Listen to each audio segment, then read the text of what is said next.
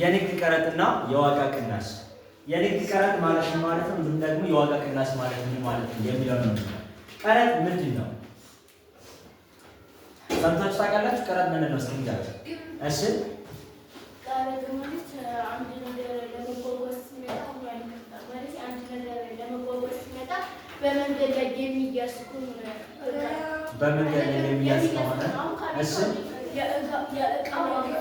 የእቃ ዋጋ ቀረጥ የምንለው በባህርና በአየር መንገዶች ድንበሮች ላይ የሚካሄድ የገቢና የመግባት የወጪ የገንዘብ ኦኬ።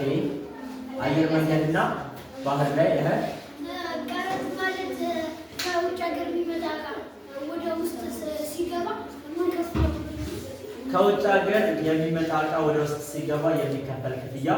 የሽያጭ ቀረጥ የምንለው ሰዎች ከሚገዙት እቃ ላይ ከዋጋው በተጨማሪ የሚከፍሉት ገንዘብ ማለት ነው።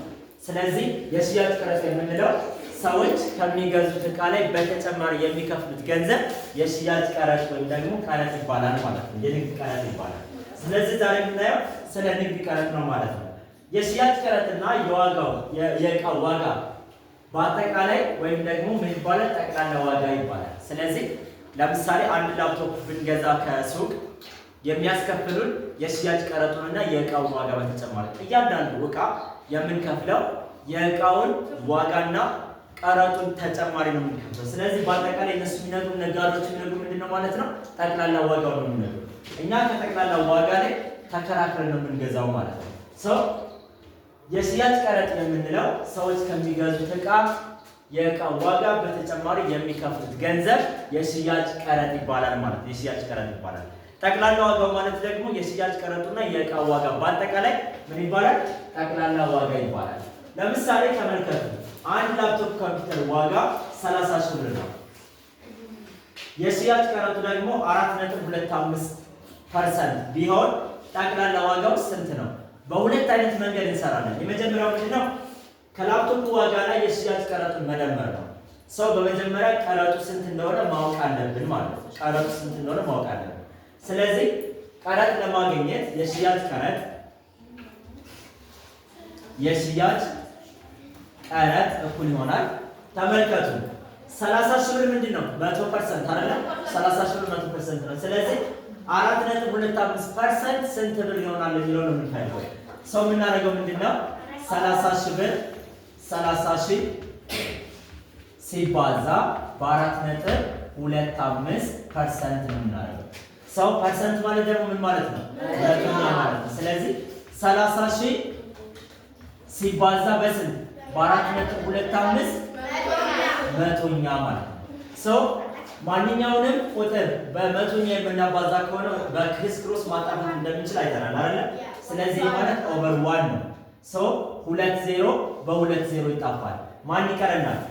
300 ሲባዛ በ4.25 300 ሲባዛ 4.25 ይሆናል ማለት ነው።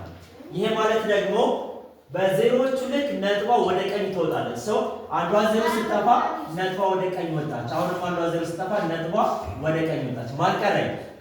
3 ሲባዛ በ425 3 ሲባዛ በ425 ይሆናል ማለት ነው።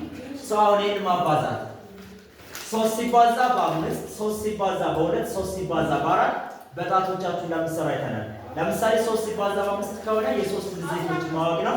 15 1 2 3 4 5 6 7 8 9 10 11 12 13 14 15 ሰው 5 ጽፌ አንድ አለ።